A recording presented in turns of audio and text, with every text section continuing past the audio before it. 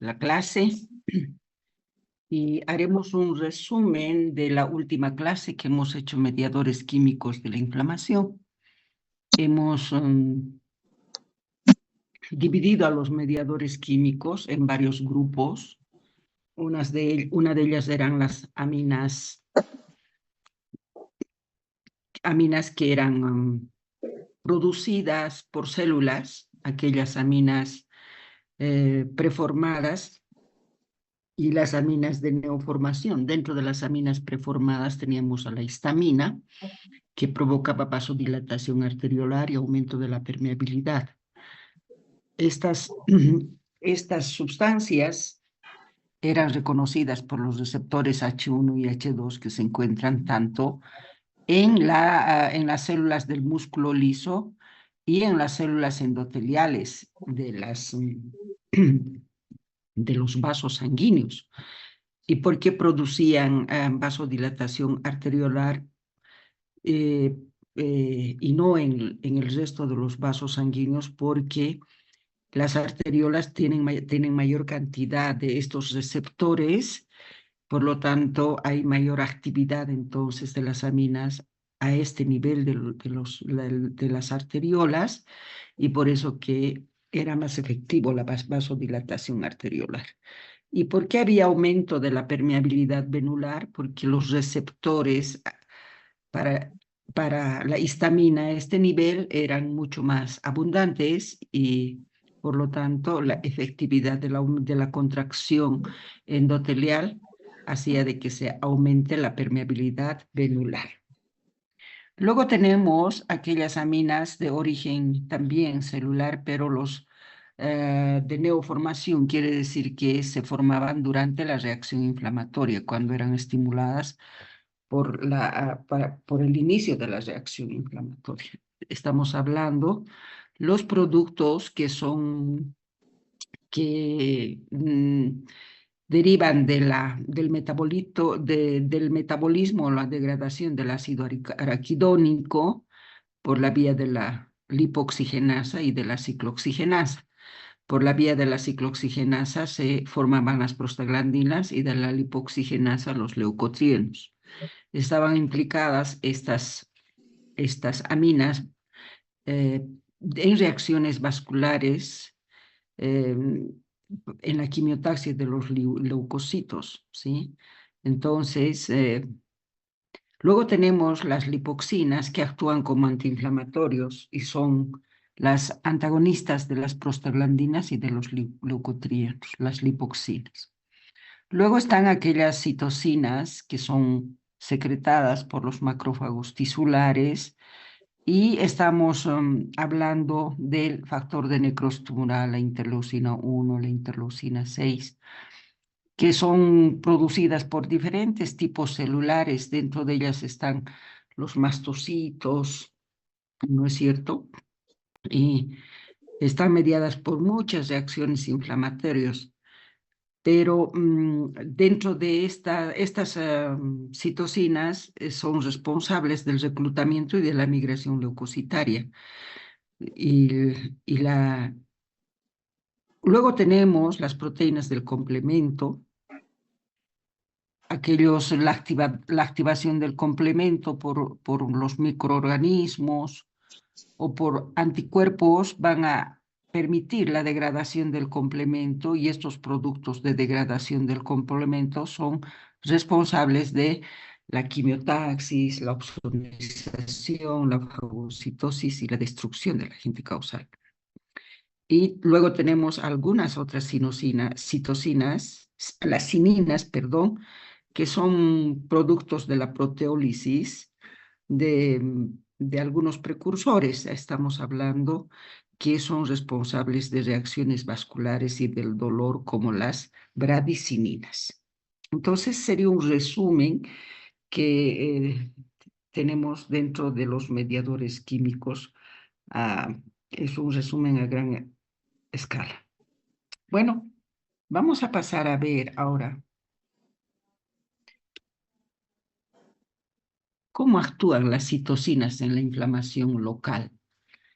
Vamos a delimitar exactamente cómo actúan las citocinas en la inflamación local, cómo actúan las diferentes citocinas en una respuesta de fase aguda sistémica y también cómo afecta en las diferentes funciones de algunos órganos. Todo eso vamos a ver siempre refiriéndonos a los mediadores químicos. Por ejemplo, tenemos cómo actúan las citocinas en la inflamación local. Acá ustedes tienen el factor de necrosis tumoral, la interleucina 1, ¿no es cierto? Son sustancias que van a ir a activar a los neutrófilos y a la pared de los vasos sanguíneos a nivel de las células endoteliales, ayudando a expresar sus moléculas de unión para que puedan adherirse y de esa manera puedan migrar las células, los leucocitos, hacia el tejido conjuntival, ¿no es cierto? Entonces aquí tenemos el factor de necrosis tumoral y los neutrófilos estimulan a los neutrófilos también. Hemos dicho que estimulan a los neutrófilos y a las células endoteliales para que expresen sus moléculas de unión, se unen y en ese afán de unirse salen los leucocitos fuera de los vasos sanguíneos y la interleucina 1 actúa como quimiosina para que estos leucocitos realicen una acción unidireccional hacia el lugar donde se encuentran el agente causal para que después pueda fagocitar, destruir y eliminar, ¿sí? Y en ese proceso de la destrucción del órgano también estimulan a estas células que tienen que degradar para eliminar al agente causal la producción del óxido nítrico. Hemos hablado del óxido nítrico indisoluble que se forma en la membrana del fago lisosoma. Luego tenemos que la interleucina 1 también activa la síntesis de colágeno y la proliferación de las células sinoviales de otras células del tejido mesenquimatoso también. Entonces quiere decir que la interleucina 1 también va a actuar en lo que se llama en reparación de los tejidos después de que termina la reacción inflamatoria. Pero esto es local, es una actividad local, la reacción local de la inflamación aguda. Acá tenemos la respuesta de fase aguda sistémica. ¿Qué quiere decir? Que si bien la reacción inflamatoria es una reacción de defensa local, produce algunos síntomas, ¿no es cierto? Síntomas y signos. Así que tenemos la fiebre, por ejemplo, es un síntoma general, la fiebre.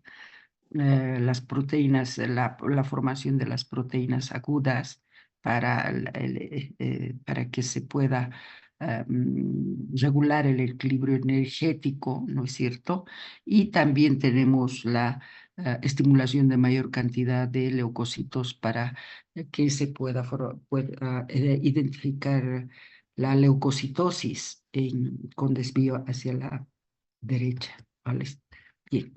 Entonces, aquí está la respuesta de fase aguda dada por la interleucina 1 y el factor de necrosis tumoral y la interleucina 6. Son las responsables de la fase aguda sistémica que está asociada a las infecciones o lesiones, ¿sí?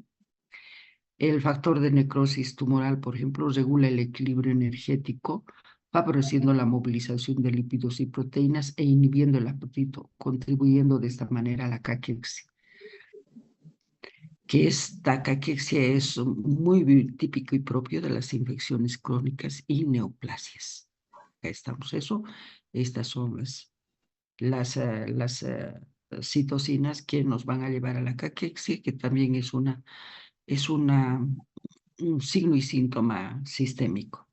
Y luego tenemos también el factor de necrosis estimula a la médula ósea para la mayor producción de leucocitos que van a estar en sangre y entonces estamos frente a una leucocitosis con desvío a la izquierda.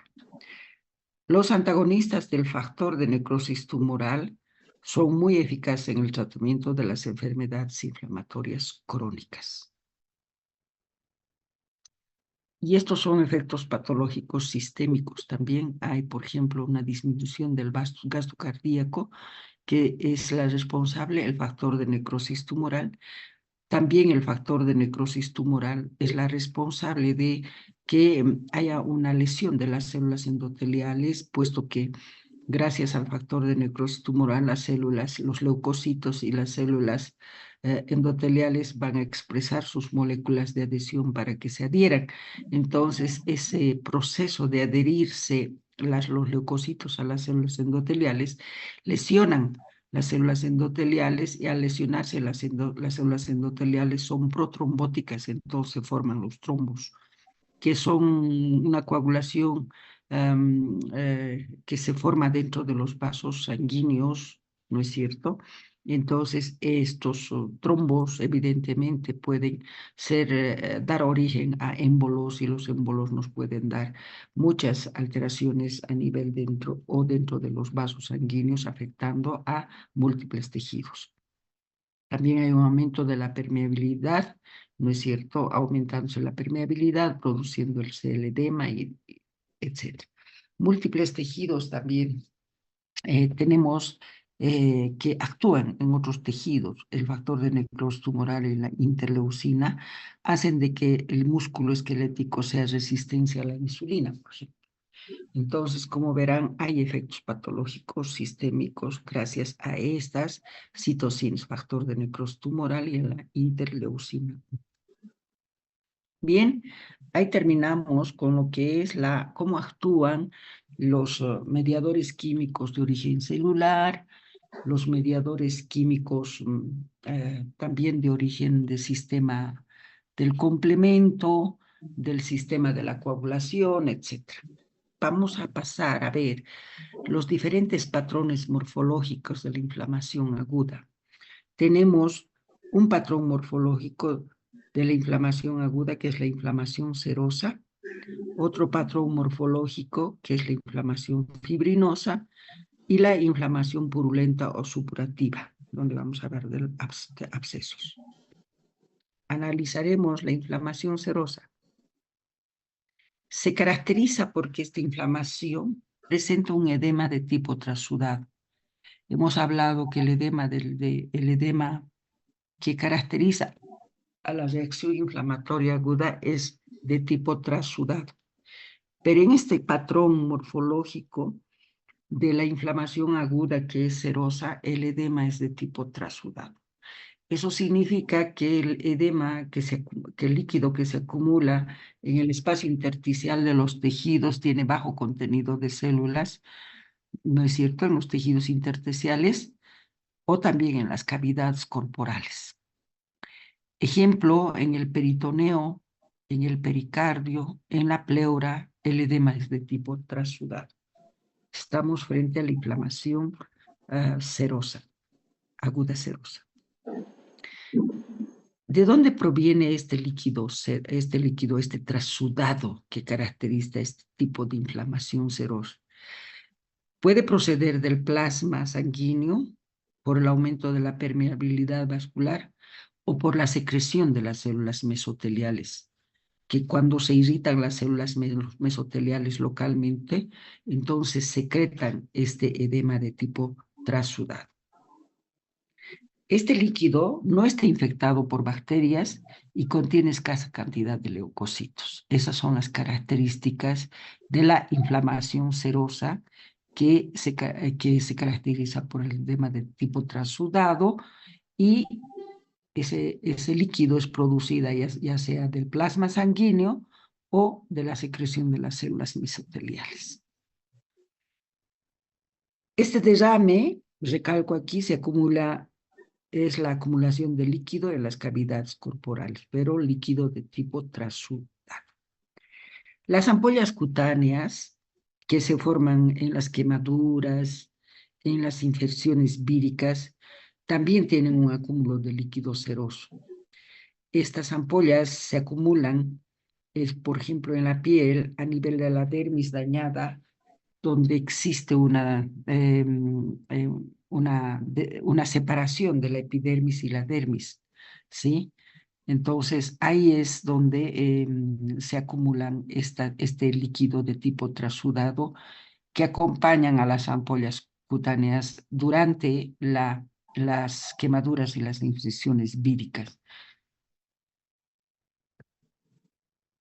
La inflamación aguda tipo fibrinosa se produce por el aumento de la permeabilidad vascular de tipo venular, por donde escapan proteínas, moléculas grandes del plasma sanguíneo, como el fibrinógeno, por ejemplo, que cuando escapa de la sangre, esta proteína, el fibrinógeno, se transforma en fibrina, y la fibrina se deposita en la pared de los vasos sanguíneos y en los tejidos extravasculares. Entonces, la causa más frecuente de este tipo de inflamación fibrinosa son las células cancerosas.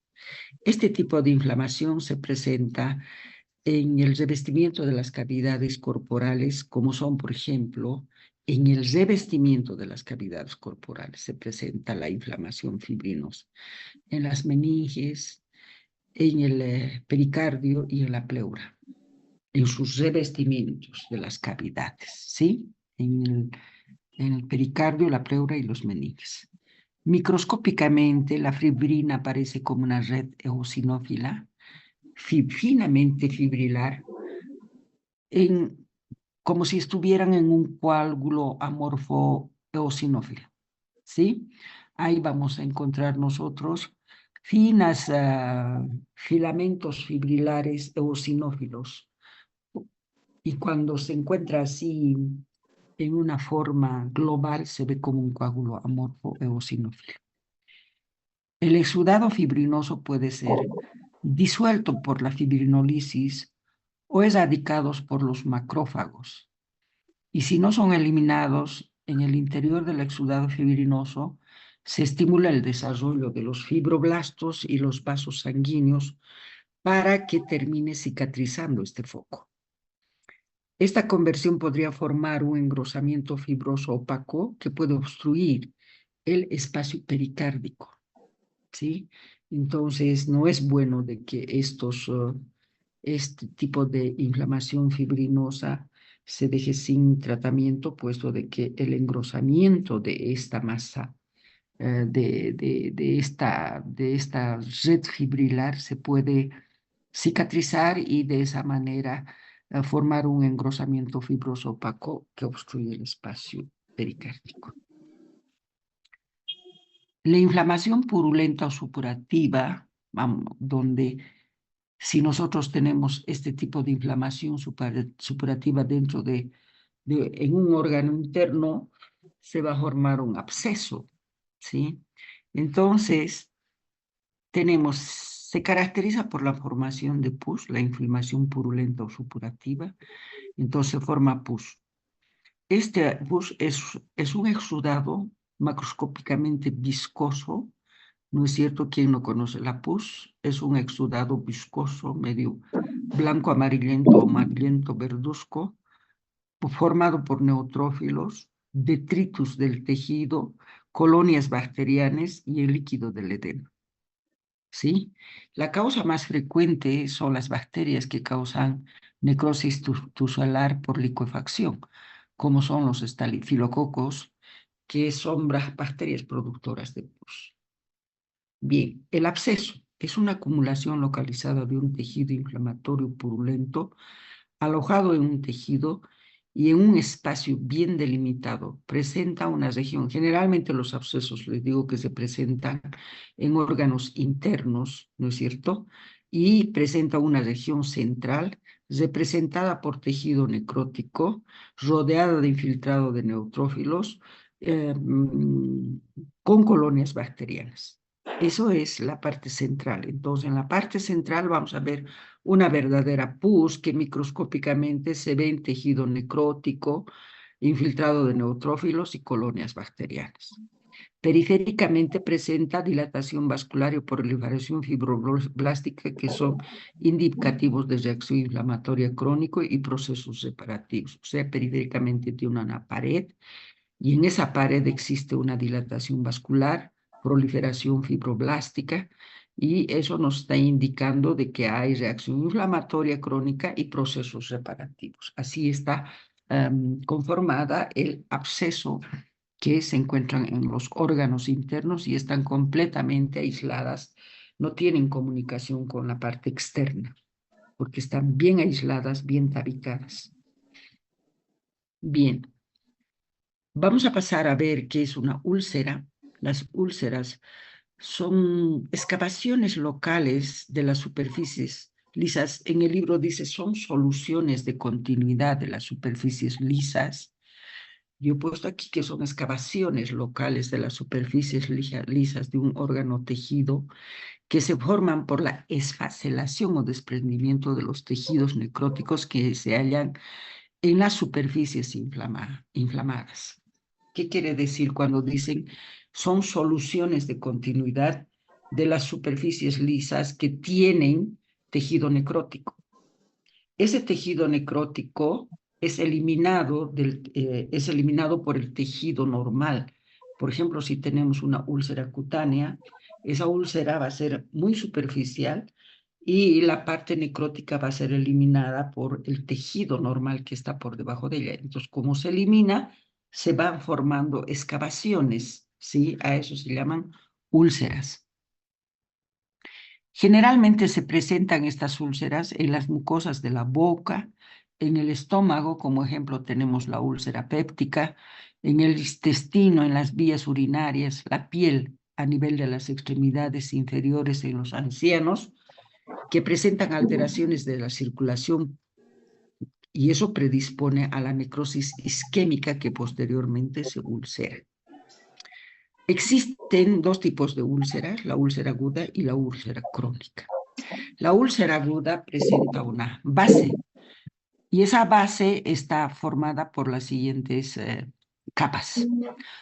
Tenemos una capa muy superficial que está formada exclusivamente por el tejido necrótico. Una segunda capa más profunda al tejido, es una capa gruesa y está representada por una reacción inflamatoria aguda. Ahí vamos a ver dilatación vascular, vamos a ver edema intersticial y también vamos a ver gran infiltrado de neutrófilos. Y una tercera capa mucho más profunda, que es un tejido con intentos de reparación tisular. La próxima, de aquí a unos cuantas clases, vamos a hablar sobre cómo se reparan los tejidos lesionados. Luego tenemos otro tipo de úlcera, que es las úlceras crónicas, que también están formadas que tienen una base. Igual que la úlcera aguda, la primera capa, la más superficial, está representada por tejido necrótico. La segunda capa, más profunda, representada por una reacción inflamatoria crónica.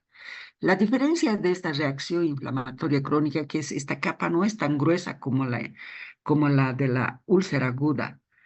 En cambio, la tercera capa está formada por tejido reparativo y ese tejido reparativo es por fibrosis. Esa es la capa más gruesa en la úlcera crónica, porque vamos a tener que hablar de cicatrización. Entonces, la tercera capa está formada por tejido reparativo, por fibrosis, que nos va a llevar a una cicatrización. ¿Cómo evoluciona la inflamación aguda? Existen muchos factores que modifican la evolución de la inflamación. Tenemos que tomar en cuenta estos factores para entender por cómo y por qué vías evoluciona la inflamación.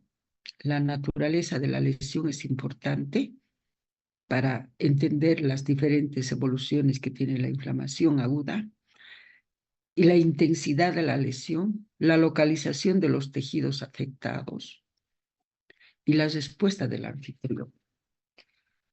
Todos los procesos inflamatorios agudos, dependiendo de estas de estos factores evolucionan de tres formas. Todos los procesos inflamatorios. Uno, pueden sufrir una resolución o remisión completa, restableciendo el tejido lesionado a un tejido completamente normal. Esta resolución o remisión completa sin dejar huella ocurre cuando la inflamación dura poco tiempo, donde la lesión tisular es limitada y en tejidos con gran capacidad de regeneración. Hay remisión completa de la reacción inflamatoria. La curación por sustitución con tejido conjuntival. Nosotros llamamos a eso cicatrización. Cuando es en los tejidos superficiales y en los tejidos profundos, esta curación por sustitución con tejido conjuntival los vamos a llamar fibrosis. O sea, en las lesiones superficiales se llama cicatriz y en los tejidos profundos se llama fibrosis. Esas curaciones por sustitución, por tejido conjuntival.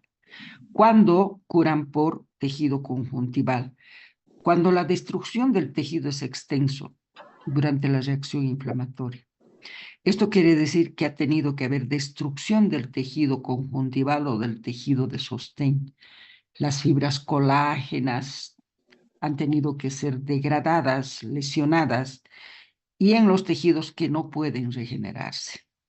¿Sí? Ahí vamos a hablar de curación por sustitución, en tejidos que no pueden regenerarse. Por ejemplo, tenemos el corazón, ¿sí? Progresión a una inflamación crónica. Esto es cuando la inflamación aguda no puede remitir o el agente lesivo es difícil de ser eliminado. Ahí la inflamación aguda se convierte en crónica. Les había dado un ejemplo de ciertos agentes que son difíciles de erradicar, que ustedes conocen, que es el bacilo de Koch responsable de la tuberculosis. Este agente es muy difícil de erradicar, por eso es que hablamos en la tuberculosis como una infección o inflamación crónica, ¿no es cierto? Que dura meses, años. En esas condiciones, entonces, la inflamación aguda se convierte en inflamación crónica. ¿Cuál es la respuesta estándar de la inflamación aguda? Lo que generalmente ocurre en una reacción inflamatoria. Las causas son microorganismos para la inflamación aguda, células muertas fáciles de eliminar de los tejidos. Esa es la causa más estándar, la respuesta estándar, las causas más comunes para la inflamación aguda. Las células centinelas del organismo, como por ejemplo los macrófagos tisulares, las células dendríticas, son las que se activan frente al agente causal y secretan citocinas y otros mediadores químicos de la inflamación. Recordaremos, los primeros son el factor de necrosis tumoral, la interleucina 1, la interleucina 6, que son las que inician la reacción inflamatoria y son las responsables de la inflamación aguda. Estos mediadores químicos actúan a nivel de los vasos sanguíneos de pequeño calibre, arteriolas, vénulas, que se encuentran cerca de la lesión, favoreciendo la extravasación del plasma, el reclutamiento leucocitario, hacia el tejido conjuntival donde va a ir a aislar al agente causal para que pueda ser fagocitado y eliminado. Solo con la eliminación completa del agente causal es donde termina la reacción inflamatoria aguda. Los leucocitos se activan y proceden a la migración, y hemos visto que son citocinas que activan a los leucocitos, factor de necrosis tumoral, activan a los leucocitos para que migren, para que abandonen los vasos sanguíneos. También van a activarlos, los van a hacer más eficientes para que durante la fagocitosis se pueda destruir por la formación del óxido nítrico, la formación del hipoclorito, la formación de las especies reactivas de oxígeno, todo eso van a permitir la destrucción completa del agente causal y la eliminación. Cuando el agente causal ha sido eliminado por completo, termina la reacción inflamatoria y continúa con los procesos reparativos. Cuando se han eliminado por completo el agente causal, se activan las sustancias antiinflamatorias. Entonces, las mismas células, los macrófagos, las mismas células que han participado en la reacción inflamatoria, son las que van a sintetizar y van a secretar sustancias antiinflamatorias como la lipoxina para terminar el proceso inflamatorio. Después vamos a ver que remite el estado inflamatorio y posteriormente el anfitrión recupera su estado normal.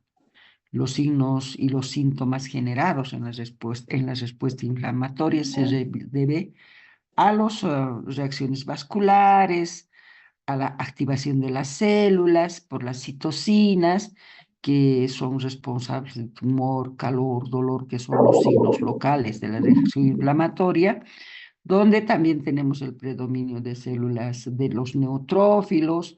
También ciertas citocinas son responsables de las manifestaciones sistémicas que tienen la respuesta inflamatoria aguda.